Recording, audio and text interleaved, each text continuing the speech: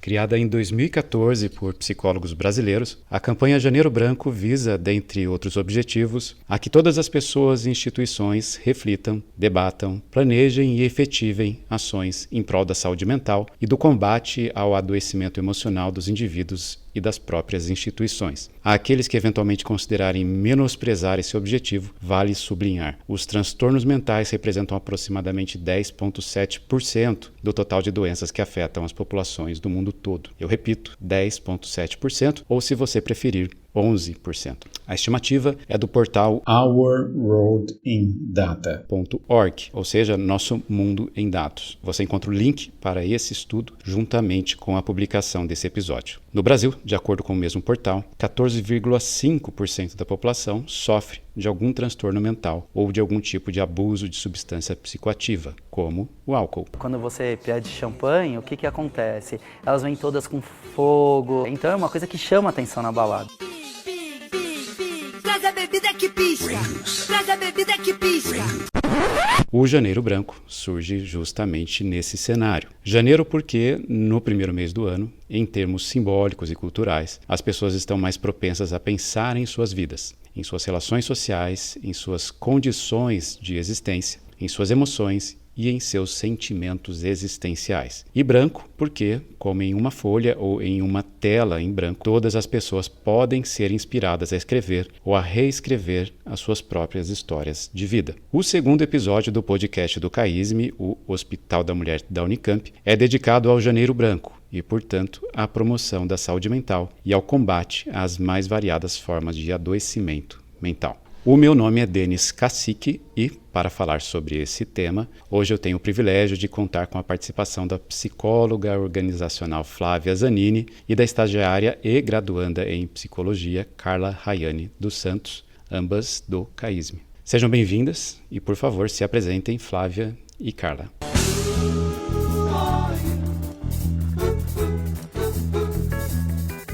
Bom, primeiro eu queria dizer que é um prazer enorme estar aqui, né, e receber esse convite para falar um pouco sobre a saúde mental, esse tema tão importante. Então, como você já me apresentou, eu sou a Flávia, sou psicóloga aqui no Serviço de Recursos Humanos, estou aqui no CAISM desde 2014, gosto muito do que faço aqui e vocês vão poder ouvir um pouquinho mais ao longo desse podcast, mas para além das paredes do CAISM, eu sou uma mulher. Sou solteira, moro sozinha. Durante a pandemia me senti muito sozinha também, assim como muitos de vocês. Gosto muito de praticar esportes, amo. Isso! Cheio de saúde! Saúde é o que interessa, o resto não tem pressa! E acho que isso foi uma das coisas que me ajudou a cuidar da minha saúde mental aí ao longo desses últimos anos.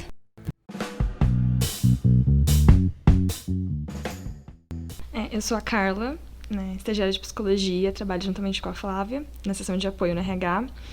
Sou estudante do curso de psicologia do Liceu, aqui em Campinas, o Centro Universitário Salesiano de São Paulo. Estou atualmente no 9º semestre. Não sou muito adepta a esportes, como a Flávia. Gosto mais de leituras, participo de grupos de estudos nas temáticas étnico-raciais. Gosto muito da área de pesquisa, então já me envolvi com algumas iniciações científicas, como, por exemplo, atendimento psicológico com surdos, que é uma temática que me interessa. Gosto de conhecer e me apropriar de alguns cursos, principalmente de amigos próximos da faculdade, como educação física, pedagogia, direito. Acho que dá uma visão muito melhor, uma formação, dentro da prática que eu vou ter enquanto psicóloga. Então, já fiz algum trabalho relacionado a mulheres que passam por tratamento oncológico, o resgate da autoestima dessas mulheres. Atualmente, eu faço uma iniciação para tentar entender o impacto na saúde mental de docentes universitários, porque a gente vê uma grande leva aí de estudos envolvendo os universitários em si. Então, acho que esse olhar para o docente, para quem está ali no cuidado diário, acho que é muito relevante. Então, nas minhas horas vagas, eu me dedico a essa pesquisa, faço parte desses grupos e dentro da sessão de apoio, nos últimos 6 meses que eu entrei aqui no CAISM, eu acho que está dando para explorar bastante esse lado curioso que eu tenho. Creio que daqui para frente isso vai poder ser muito mais aprimorado e com as oportunidades que forem surgindo. Ô Flávia, agora que vocês já se apresentaram, responda aqui pra gente uma pergunta bastante simples. O que é saúde mental? Na verdade, é uma pergunta muito complexa, porque a saúde mental, ela envolve coisas que não são muito concretas, né? Que estão num âmbito aí mais do invisível, né? Daquilo que a gente não consegue pegar, mensurar, né? Diferente da saúde física e do corpo. Mas existem muitos fatores aí que contribuem para a saúde mental, né? São fatores ambientais, sociais, fatores psicológicos, fatores de ordem biológica também. Eles vão, de certa maneira, cuidar e impactar na saúde mental. Se a gente não cuida da nossa saúde mental, vai ter reflexos, né? Aí nas nossas relações com as pessoas, né? Na forma como a gente se comporta no mundo e as nossas crenças sociais, a forma da gente pensar, o nosso estilo de vida, tudo isso interfere muito também na nossa saúde mental. Então é algo muito complexo, não é simples não.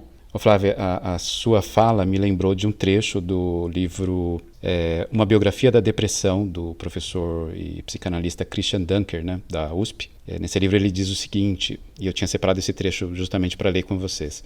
Abre aspas, será que as doenças mentais são verdadeiras doenças? As doenças, em seu sentido estritamente médico, têm um início definido, um curso mais ou menos regular e um desenlace previsível. Elas se agrupam em famílias, em causalidades e até mesmo em tipos de terapia que se mobilizam para revertê-las. Mas uma coisa é relativamente consensual. São processos biológicos que alteram o funcionamento normal dos órgãos e dos tecidos. Você pode chamar a infecção do bacilo de Koch de peste branca, tísica ou tuberculose, e ela continuará sendo a mesma doença. Fecha aspas. Eu trouxe esse trecho aqui para perguntar para vocês o seguinte: qual expressão, afinal, é mais correta para nos referirmos aos problemas que afetam a saúde mental? Elas são doenças, são patologias ou são transtornos?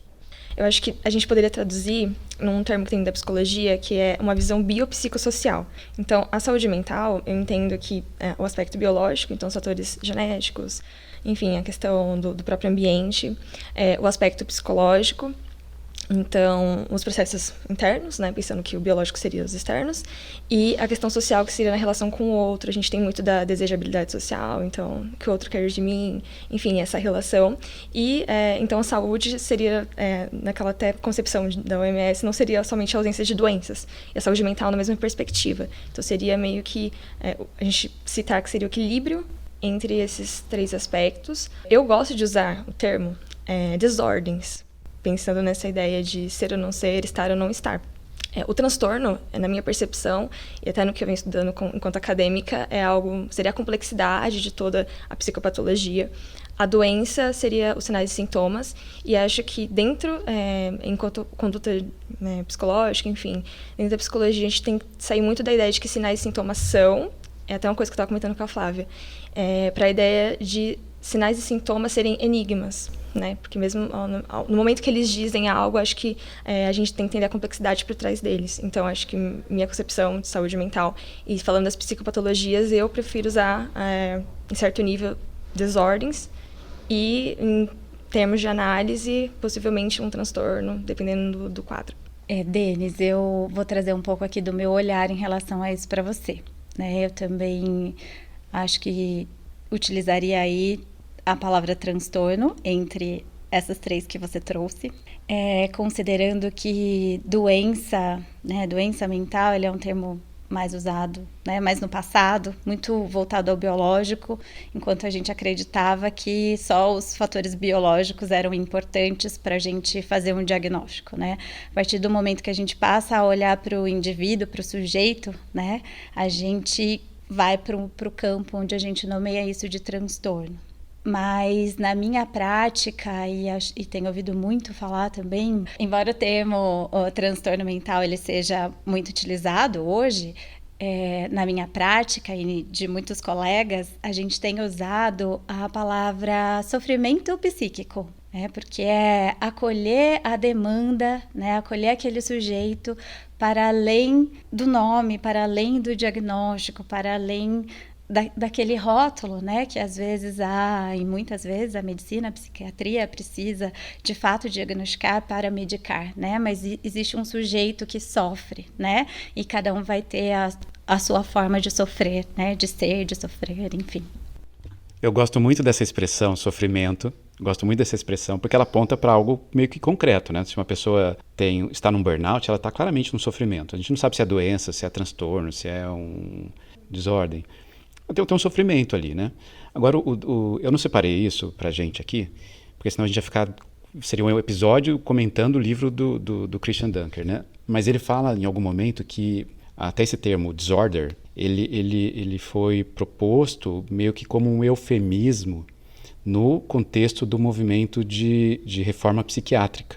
Ou seja, para a gente parar de tratar algumas coisas como doenças que requerem a internação, o isolamento social do doente, porque ele está doente, ele precisa ser isolado, o louco precisa ser isolado, a gente muda um pouco o nome das coisas, porque isso ajuda a reduzir um pouco essa mácula, né, o impacto que tem e tal. Então a gente começa a falar usar algumas expressões mais suaves, né? Então, disorder, transtorno, um pequeno desvio aqui do que é a média e tal. Mas seguindo essa nossa linha de discussão, vocês poderiam citar, no fim das contas, alguns exemplos de transtornos ou de sofrimentos, por favor? Para citar alguns exemplos, eu acho que a gente pode citar o que está acontecendo aí nesse momento, né? Já desde o início da pandemia, que veio à tona muito forte, né? Que são transtornos de ansiedade, né? De depressão, o próprio burnout, enfim, altos níveis de estresse, né? Eu tô estressada! Ontem eu fui pro UPA passando mal de tanto fazer dever. Cara, passa só do livro. Tá estressante. Eu tô estressada.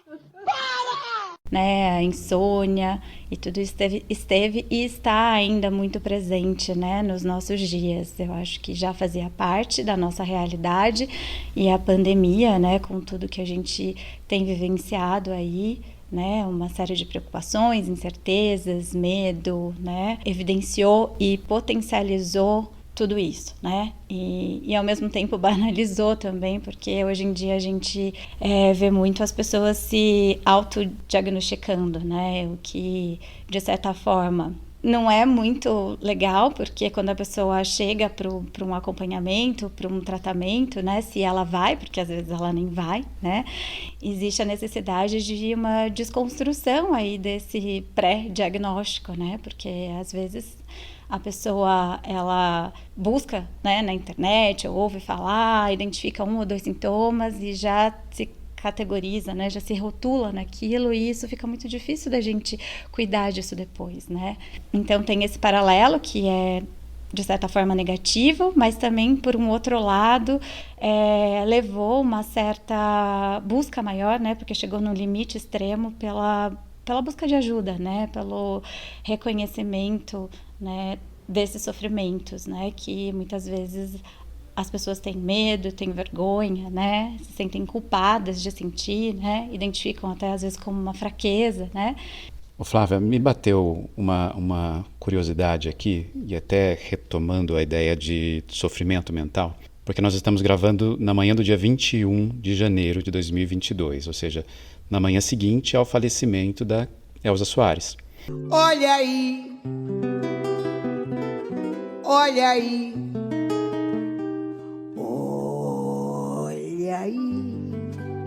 Ai, é o meu guri. Olha aí. Olha aí. É o meu guri. Olha aí. Olha aí. Ai, é o meu guri. Olha aí. Olha aí. É o meu guri. E a gente vai viver uma espécie de luto coletivo aí durante um período. Luto coletivo porque é uma figura pública, mas um luto também para as pessoas mais próximas a ela. Filhos, amigos, familiares e assim por diante. Todos nós vivenciaremos em algum grau uma espécie de sofrimento. Como eu faço para distinguir esse sofrimento de um adoecimento de fato que requer um acompanhamento profissional? Existem critérios diagnósticos, né, para a gente identificar se a gente está falando aí de algo, né, mais grave, ou algo que é um sofrimento que dá para a gente tratar sem o uso de uma medicação, ou que é um sofrimento que faz parte da vida, né? Porque na vida temos momentos de alegria, momentos de tristeza, né? A gente existe uma crença aí social de que a gente tem que estar bem o tempo todo, né? Mas isso é uma falsa crença, né? E então existem alguns critérios, né? Eu acho que um deles é a permanência do sintoma ao longo do tempo, a gravidade desses sintomas, o quanto ele está interferindo, impactando na minha vida, né? Eu acho que são alguns critérios que a gente precisa observar, né? Não é uma tristeza momentânea relacionada a um episódio específico que vai categorizar isso como um transtorno de ordem psíquica, né? Pode ser um sofrimento, com certeza, porque existe ainda um episódio que a gente consegue identificar, né? Então, basicamente, são alguns critérios, mas eu acho que se a Carla quiser complementar... A minha opinião em relação a isso, acho que vai muito no encontro do que a Flávia trouxe. Por exemplo, a comparação que é feita entre depressão, tristeza, pânico e medo, né? Então, transtorno de pânico, enfim.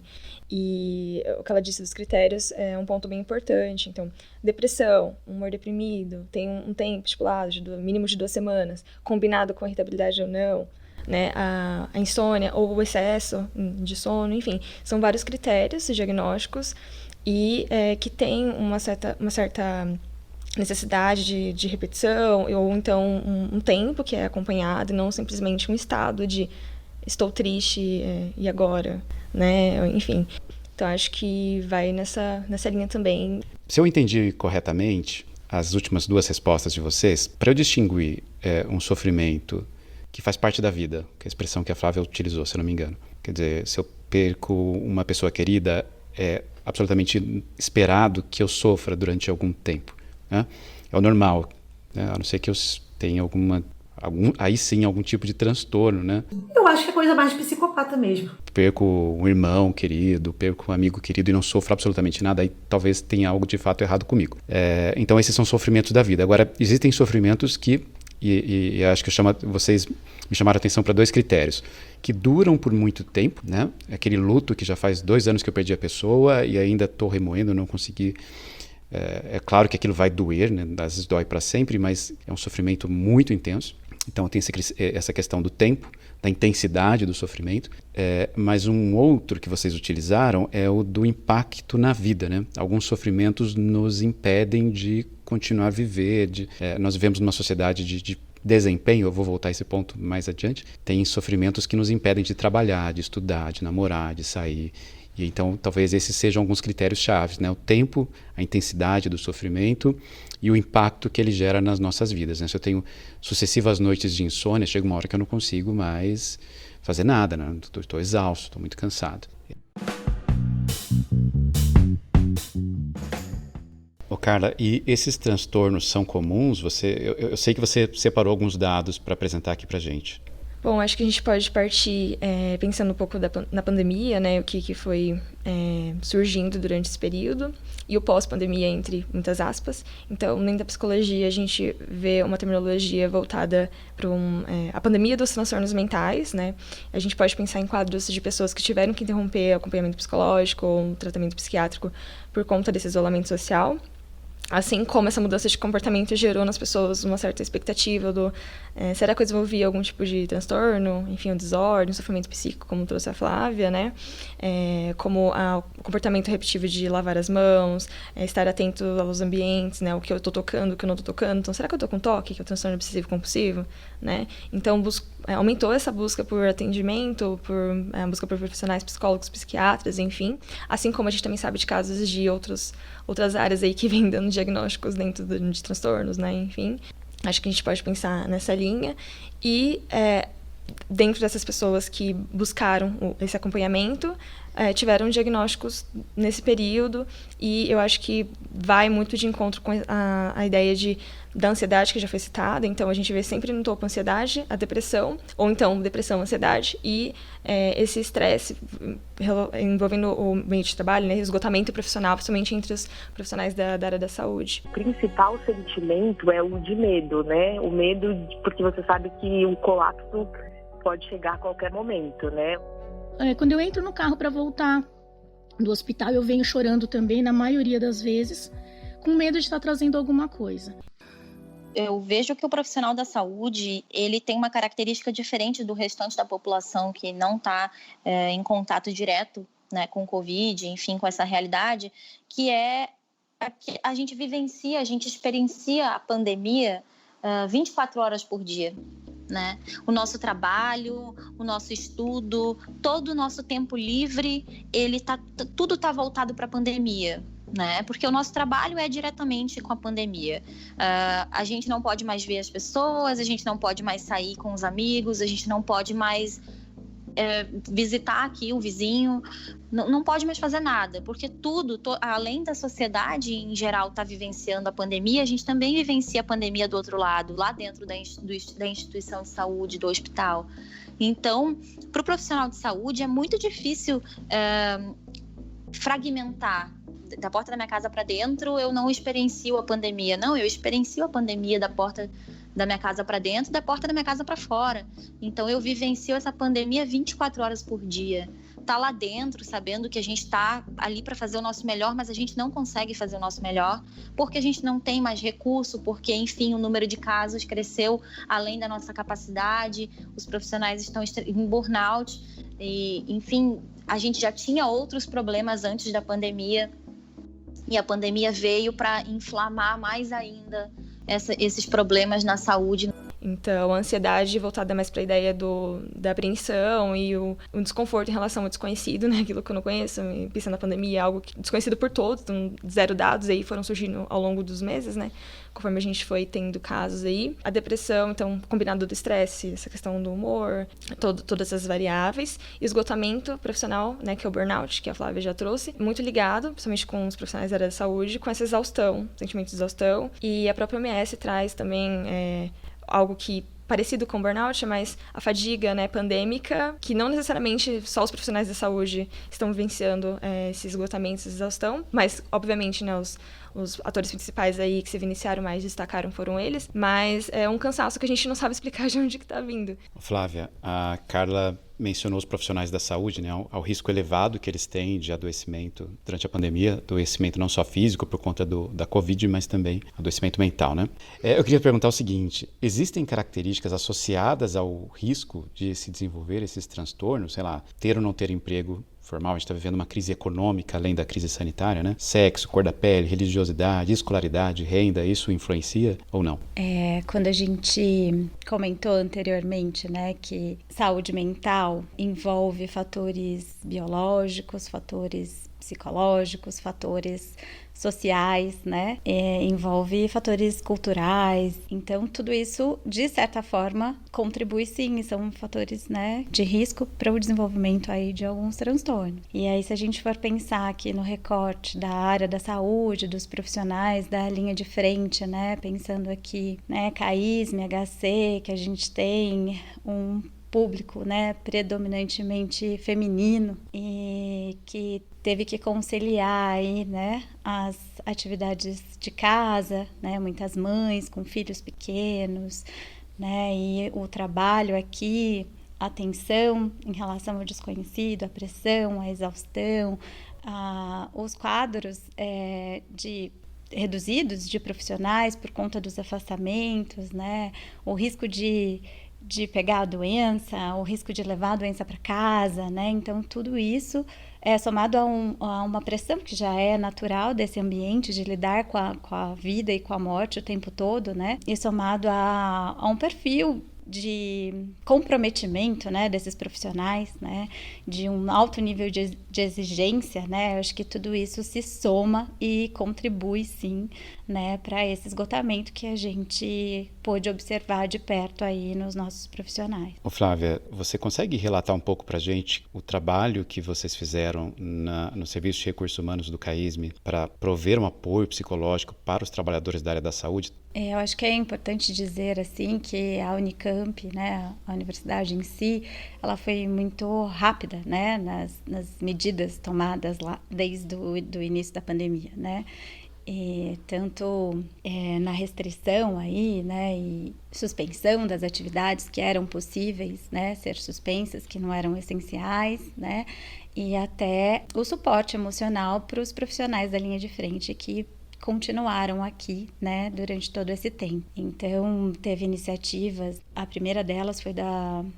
professora Renata Azevedo, né, junto ao departamento de psiquiatria, do HC, que envolveu os residentes, psicólogos da Unicamp como um todo, né, num esforço aí voluntário para oferecer o acolhimento, a escuta de forma online para os profissionais da saúde, né, e isso abrangeu tanto HC quanto CAISM, enfim, todo mundo que continuou aqui. A professora Renata Azevedo, em entrevista à jornalista Liana Coll, da TV Unicamp. Alguns estudos que já foram feitos em outras situações de epidemia, ou mesmo os estudos que já estão saindo recentemente, principalmente vindos da China, apontando que em torno de 10% a 15% dos profissionais manifestam sofrimento psíquico, principalmente associado a sintomas ansiosos, depressivos, ou mesmo relacionados a estresse pós-traumático, e isso tende a ser um pouco mais intenso em quem está na linha de frente. Então, é preciso cuidar de quem cuida, e é isso que a gente está tentando fazer.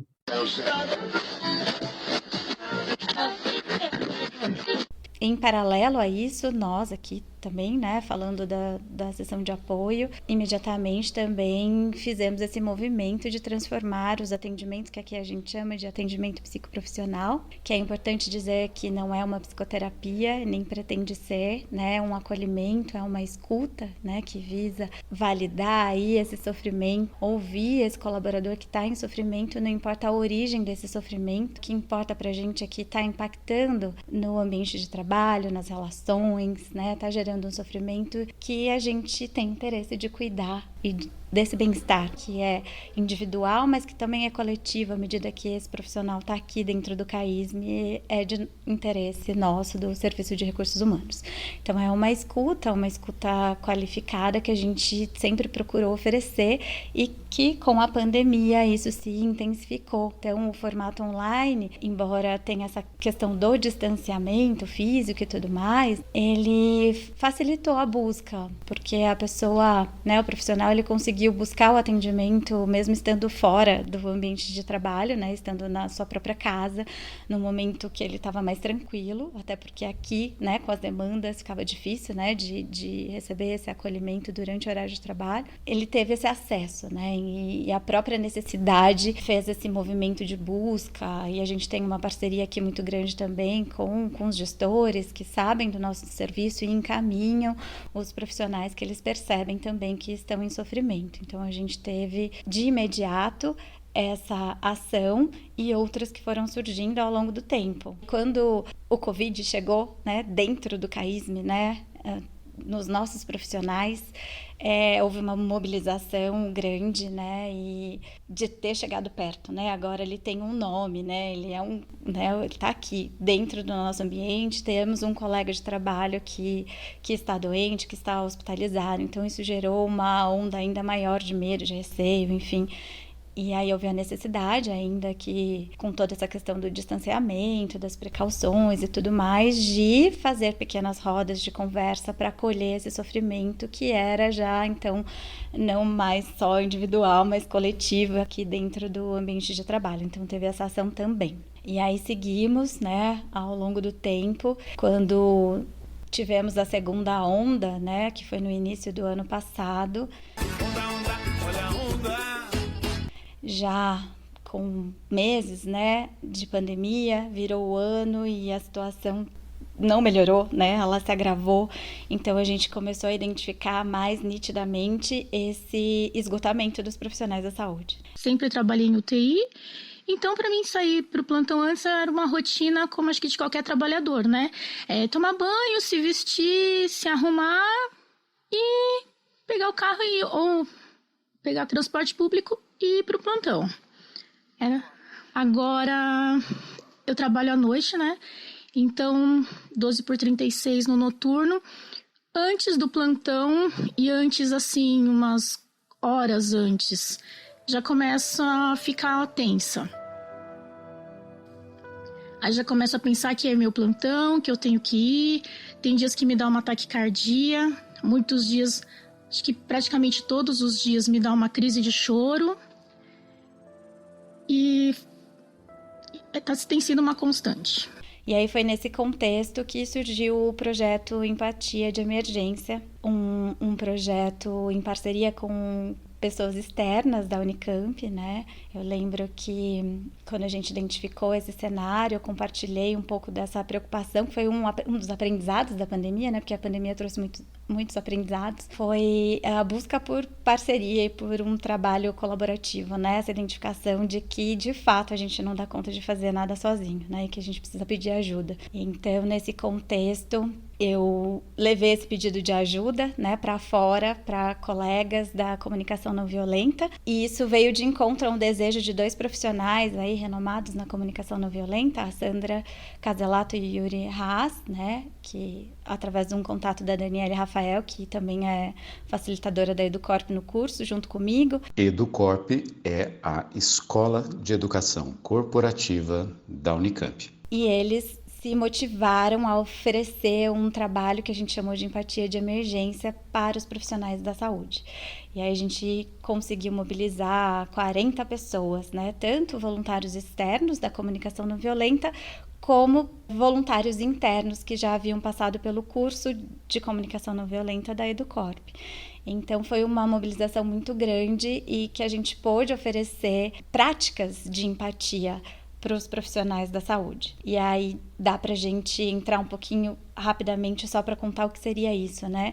Então, quando a gente está vivendo um momento de estresse muito grande, né? A gente não consegue pensar direito, né? A gente não consegue mais processar e compreender aquilo que está acontecendo com a gente passa a agir muito num piloto automático e a gente tem reações de fuga, de ataque, de defesa, ações, assim, muito primitivas, né? E que acabam, muitas vezes, gerando tanto sofrimento individual quanto conflitos no ambiente de trabalho, porque a gente está à flor da pele, né, quando a gente vivencia um estresse muito grande. As práticas de empatia que a gente trouxe veio no sentido de ajudar esses profissionais a se autoacolherem, a compreenderem esse sentimento que estava por trás dele, porque a própria compreensão, ainda que a gente não encontre uma resposta, uma saída, ela já propicia um alívio, né? Quando a gente compreende um pouco do que está acontecendo com a gente, o que a gente está sentindo, o que a gente está precisando, ainda que a gente não busque ou não saiba ainda muito bem aonde buscar essas respostas, isso já promove um alívio, né? E quando a gente, num segundo momento, além dessa autoempatia, a gente tem a oportunidade de ouvir os colegas e de oferecer uma escuta, a gente percebe que a gente não está sozinho, né? E que esse sofrimento ele é validado pelo outro e ele é compartilhado pelo outro. Então, tudo isso contribuiu, né, de forma muito significativa para cuidar da saúde mental dos profissionais da saúde através de um esforço que foi coletivo. E aí, por último, né, assim, eu acho que mais recente, a gente teve com a vacina uma melhora aí desse cenário, né, e nos últimos 6 meses do ano passado, que foi até quando a Carla chegou aqui, né, Carla, a gente já estava num outro movimento, já no movimento de fazer algumas atividades presenciais também para cuidar da saúde física e emocional, mas com as práticas integrativas, né, e complementares em saúde, que são reconhecidas pelo SUS e que o próprio SECOM, né, tem profissionais que desenvolvem essas atividades. Então a gente conseguiu uma parceria com o SECOM. SECOM é o Centro de Saúde da Comunidade da Unicamp. É um serviço de saúde que atende alunos e funcionários da universidade. Posteriormente com a Faculdade de Enfermagem, que trouxeram também aqui para o CAISM esse cuidado para os profissionais, né, trazendo atividades de alongamento, relaxamento, respiração, prática de yoga. E agora a gente já está num outro cenário onde a gente está revendo tudo isso e pensando em novas estratégias. Ô Carla, para quem trabalha ou estuda aqui na Unicamp, a gente realmente tem uma estrutura muito boa de acolhimento. Mesmo antes da pandemia, a gente já tinha essa estrutura de acolhimento a pessoas com algum tipo de sofrimento mental importante. Então, o Serviço de Apoio ao Estudante, eu não sei se tem esse nome ainda, mas tinha ali um serviço o SAI, né? Tinha uma espécie de ambulatório ali de acolhimento ao estudante. O SECOM tem. Aqui, para quem trabalha no CAISM, a gente conta com o apoio da Flávia. que é a psicóloga organizacional. Agora, nem todo mundo tem a oportunidade de trabalhar ou de estudar na Unicamp, mas pode adoecer. Quando uma pessoa adoece, está num sofrimento mental importante, a quem ela recorre? Né? Nós podemos recorrer a diferentes profissionais, eu imagino. Eu sei que existem os psiquiatras, os psicólogos, os psicanalistas e, é claro, o psicólogo organizacional. Agora acertei. Você consegue nos ajudar a entender melhor cada uma dessas profissões, Carla? Eu acho que para responder essa pergunta eu vou partir da ideia da formação, que eu acho que fica mais claro para mim. Então, um psiquiatra é uma pessoa que tem uma formação inicial, uma graduação na medicina, e eu entendo que pós, né, uma residência, enfim, um aprimoramento na área da psiquiatria, que seria uma extensão, uma área dentro da medicina, minha compreensão. Você falou da atuação de psicólogo psicanalista. A princípio, a psicanálise é uma abordagem dentro da psicologia. Então, não sei se isso varia, né? Eu creio que sim, de graduação para graduação, mas a gente tem as abordagens principais, no caso, na minha faculdade, é a psicanálise, o behaviorismo, que é a ideia comportamental, que aí engloba terapia cognitiva comportamental, análise de comportamento, e a gente tem a psicanálise, né? E aí, dentro da psicanálise, vários autores, né? Como Freud, mas... né, o pai, assim, da psicanálise, Jung, Melanie Klein, Winnicott, enfim, e assim por diante, Lacan, um dos nomes também bem importantes. Então, eu vejo a psicanálise dentro da psicologia, obviamente, como uma abordagem. Claro que atualmente a gente sabe, entende, tem profissionais que não necessariamente precisam ter uma formação básica na psicologia para ter uma formação em psicanálise. Então, um sociólogo pode fazer uma formação em psicanálise e se tornar psicanalista, né? Depende da formação, enfim. Eu não sou muito envolvida, apropriada do assunto em relação a quais escolas você poderia se formar para se tornar um psicanalista. Era até um assunto que eu estava tendo com a Flávia esses dias, né? Mas a minha concepção é essa, então, do psiquiatra. Tem uma ligação ali com a medicina, o psicólogo, a formação básica na psicologia, o psicanalista eu entendo como uma abordagem dentro da psicologia, que não necessariamente, como eu falei, precisa dessa formação inicial dentro. E o psicólogo organizacional é aquele que se forma na psicologia e que faz um aprimoramento dentro da psicologia organizacional de entender as relações humanas dentro das organizações. Né? E aí, instituições que vão... depende, né? No caso da Flávia, instituição de saúde, enfim. Depende do tipo de estrutura que você está trabalhando e entender essas relações nesse contexto. Né? E aí, foge um pouco do olhar da psicologia clínica, né? Que o psicólogo é aquele que, inclusive, tem um divã que é associado à psicanálise, né? Então, que só faz esses atendimentos em consultório. Carla, você usou um viés interessante para explicar isso, que é por meio da formação. Né? E acho que fica bastante claro. O psiquiatra é necessariamente alguém que fez uma graduação em medicina e se especializou em psiquiatria. Né? Tem o psicólogo organizacional, que é uma especialização dentro da psicologia, e o psicanalista, que pode ser ou não um psicólogo. Né? Você pode fazer filosofia, como eu fiz, e depois uma especialização em psicanálise. Mas eu queria te perguntar duas coisas. Primeiro, o que cada uma dessas profissões pode ou não pode fazer de maneira mais geral. É claro, não dá para você especificar tudo. Por exemplo, um psicólogo pode prescrever um medicamento? Porque eu acho que isso não é muito claro para as pessoas. Segundo, se alguém está em sofrimento mental, ela pode começar por qualquer uma dessas profissões? Né? Ou ele tem que necessariamente começar com um psicólogo? Então, pensando no que cada um poderia fazer, enquanto psiquiatra, psicólogo, psicanalista, eu entendo ali dentro da psicologia, como formação de psicólogo, e psicólogo organizacional dentro também. A questão do medicamento, por exemplo, é uma conduta cabível ao psiquiatra, que tem uma formação dentro da medicina. Eu acho que aspectos da fisiologia, anatomia, enfim, esses aspectos mais orgânicos, eles têm uma propriedade maior, então, creio que por isso que se encaixa na atuação de um psiquiatra, né? Então, o médico trabalha com sinais e sintomas, né? Sinais que eu vejo, sintomas, relato, soma, e aí gera uma classificação que pode gerar ou não, também não vou generalizar a questão da medicalização. O psicólogo, até onde sei, não receita medicamento, né? Até respeitando essa questão do nível de conhecimento. A psicanálise, né? É a subjetividade da subjetividade. A gente tem o inconsciente. Então, a ideia de, mesmo que o Freud tenha sido um médico, enfim, né, ao entrar na psicanálise, ao constituir a psicanálise, na verdade, né, que ele foi o primeiro aí, a ideia de medicamento nem entra, nem de diagnóstico propriamente dito na psicanálise, eu creio que seja o foco, né, não seria nessa linha. O psicólogo organizacional, então, como eu falei, ele trabalha muito na linha das relações dentro do ambiente de trabalho, o que essas relações produzem, né? E então a Flávia traz a questão do burnout, né? Como que está sendo essa organização, o que isso tem impactado na saúde mental de um trabalhador, a relação dele com a organização, né? Então a gente sabe que o trabalhador, o funcionário, o servidor, enfim, ele acaba sendo um sintoma da instituição, né? Então, como que isso está se evidenciando, e aí desenvolver práticas para isso, né? A gente vê muito a figura do psicólogo organizacional ligado a grupos, a realização de grupos, dinâmicas, enfim, né? E, como eu falei, foge bem do caráter clínico e padrão que a gente entende de um psicólogo louco, a gente imagina, né?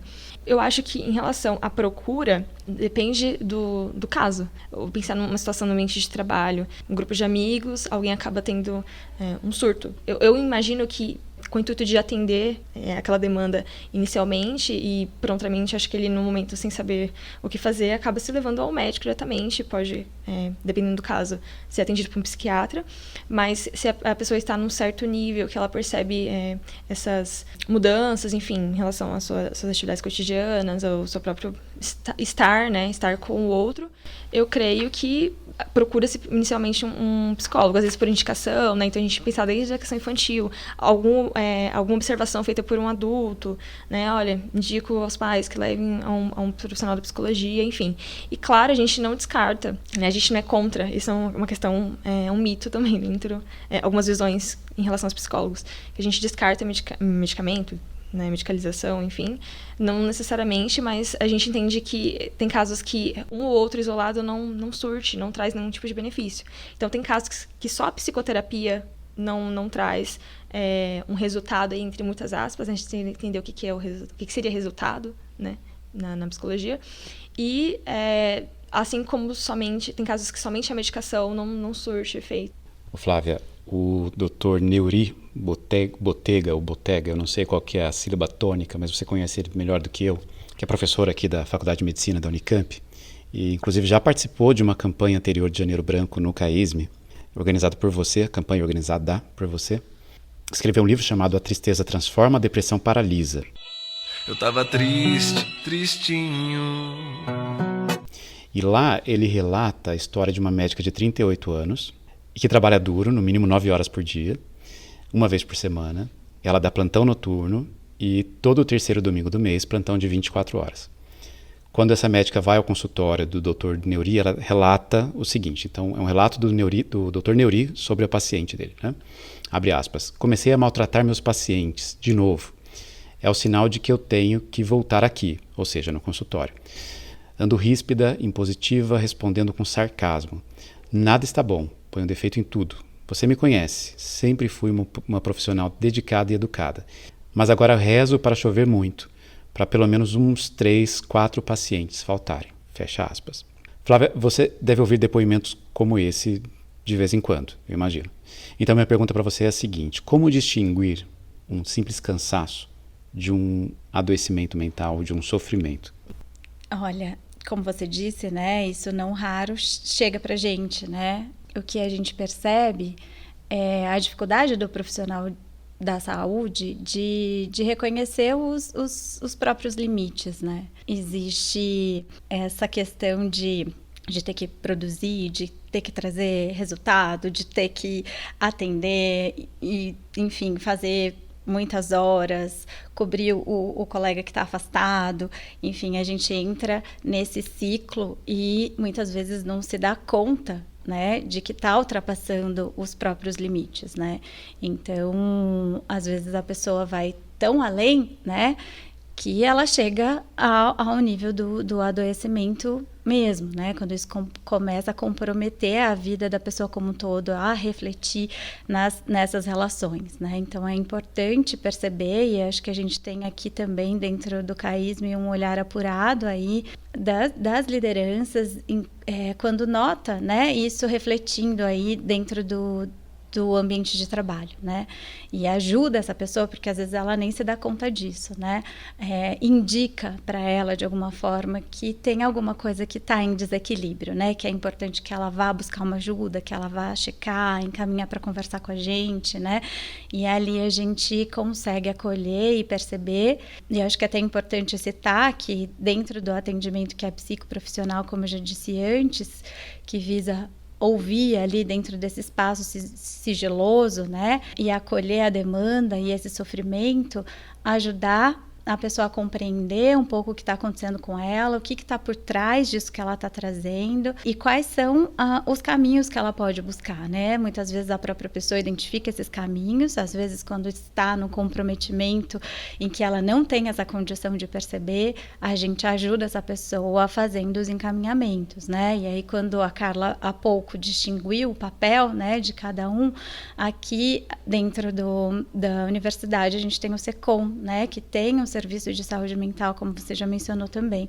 Então, quando a gente percebe que a pessoa está num adoecimento, que ela precisa, de fato, de um acompanhamento mais longo, muitas vezes até de indícios de que vai precisar de uma medicação, a gente orienta a pessoa a buscar o SECOM, né, e passar pelo serviço de psiquiatria, pelo um acompanhamento psicoterápico, porque lá a gente tem as psicólogas que são clínicas e que fazem um acompanhamento, né, maior do que esse acolhimento que a gente faz aqui para tentar ajudar a pessoa nesse plantão, assim, né, de imediato, nesse momento que ela está precisando aí mais gritante. Ô Flávia, nessa mesma linha, enquanto você falava, eu me lembrei daquele filósofo coreano radicado na Alemanha, o Byung-Chul Han.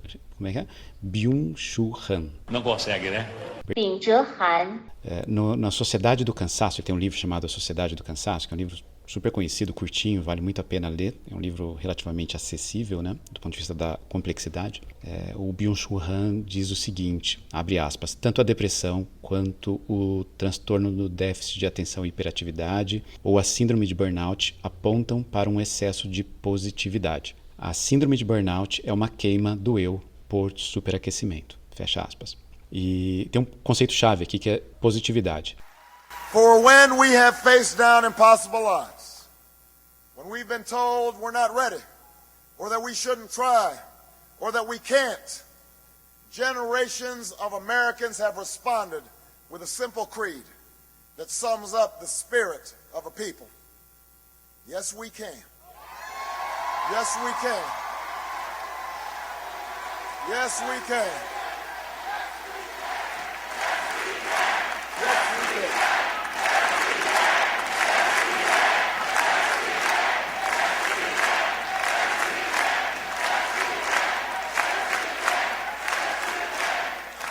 Positividade, no meu entendimento, é um conceito que dialoga com a noção de desempenho, que eu tinha mencionado antes. Nós vivemos numa sociedade do desempenho. Isso é uma coisa que o Byung-Chul Han menciona o tempo todo, né? E o mais engraçado é que é um desempenho autoimposto. Eu vou dar um exemplo bastante prosaico, banal, para tentar ilustrar o que eu estou dizendo. Eu, por exemplo, diferentemente da Carla e parecido com você, eu adoro correr. E correr é quase sempre o melhor momento da semana, assim, para mim é muito prazeroso. Mas de uns tempos para cá eu percebi certa dificuldade para melhorar o meu ritmo, ou seja, do tempo que eu demoro para percorrer o mesmo percurso, né? E essa percepção foi agravada quando eu comecei a utilizar um aplicativo que ajuda ali a fazer os exercícios. E esse aplicativo é uma espécie de rede social. E eu vi ali naquele aplicativo as postagens de alguns colegas aqui do CAISM. Eles postam ali os tempos que eles fazem no mesmo percurso que eu. E eu vi que algumas dessas pessoas faziam tempos muito melhores do que eu, tá? E sim, Márcio Tokarski, eu estou falando de você. A propósito... Que físico, hein?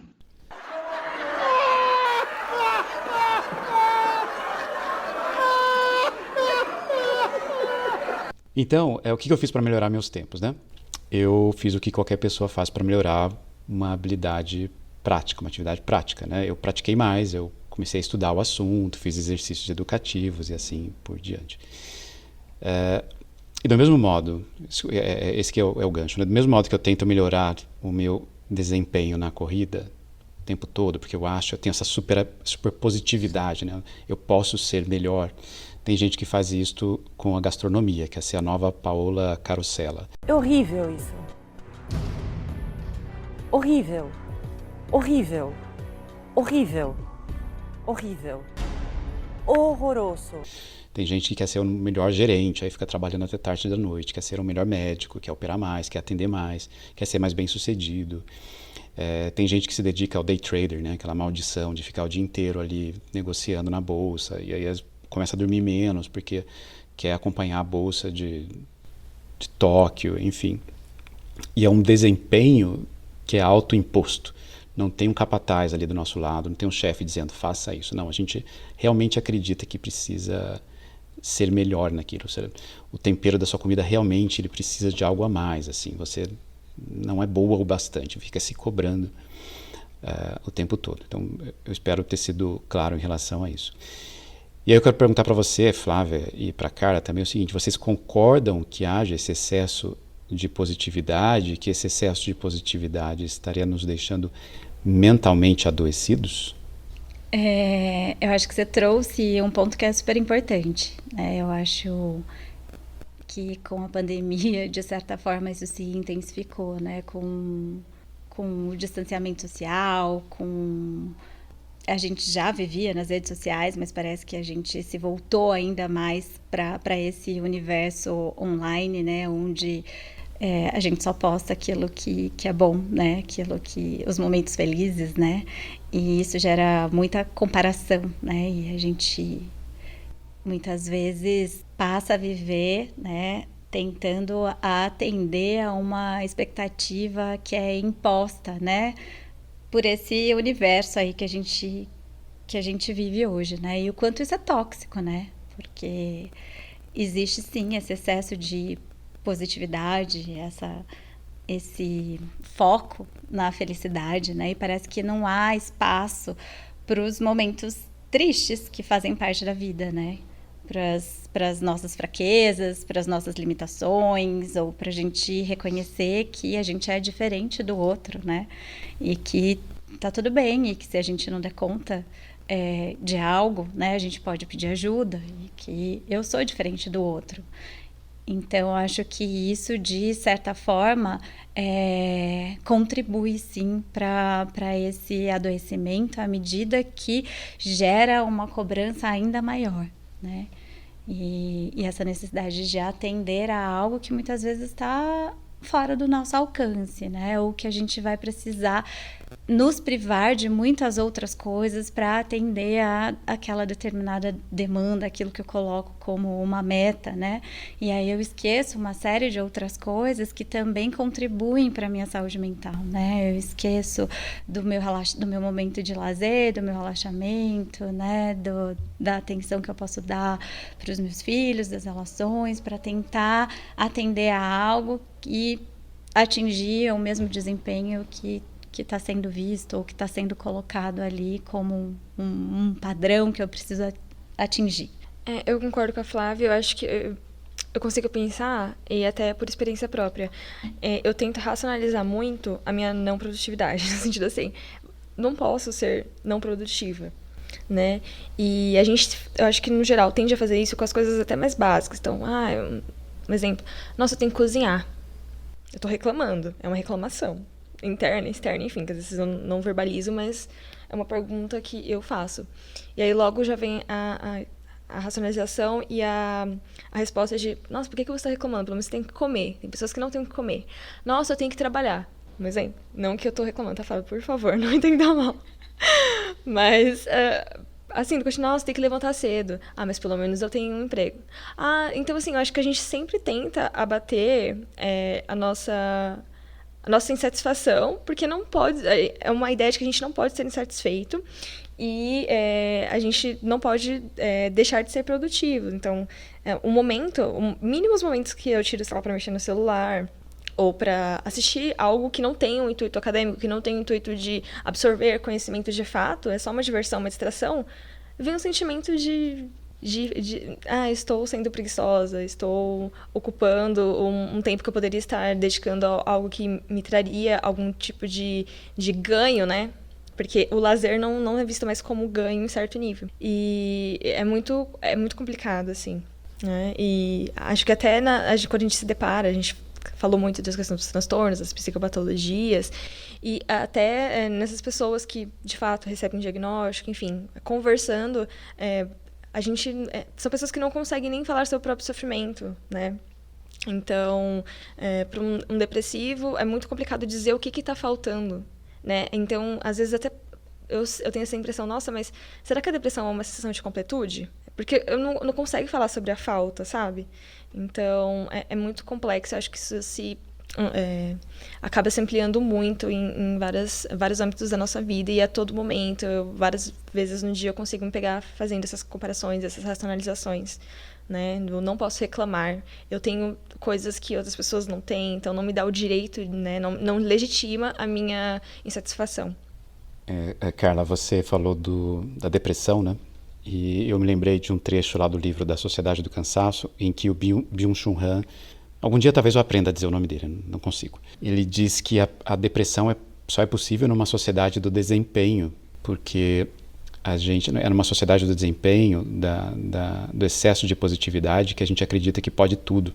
Acreditando que pode tudo, o indivíduo se vê como incapaz de fazer tudo bem, e aí ele chega a essa paralisia, essa falta de energia que caracteriza a depressão. E considerando tudo que você disse, você não usou essas palavras, mas foi o que você quis dizer praticamente, é que a culpa é do neoliberalismo, o capitalismo é um mal, e nós temos que aderir ao socialismo. Eu acho que essa é uma opinião controversa, tá? Mas eu deixo registrado aqui porque a gente é contra a censura. Vamos nos unir todos nós, cidadãos comuns da nossa terra, que estivemos até agora observando a história. Vamos nós mesmos fazer a nossa história.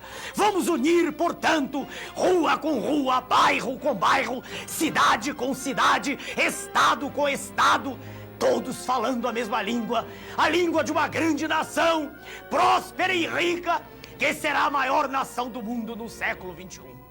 É preciso mudar toda a concepção política atual, a fim de que se possa revigorar, fortalecer, engrandecer e salvar nossa pátria. Meu nome é Enéas.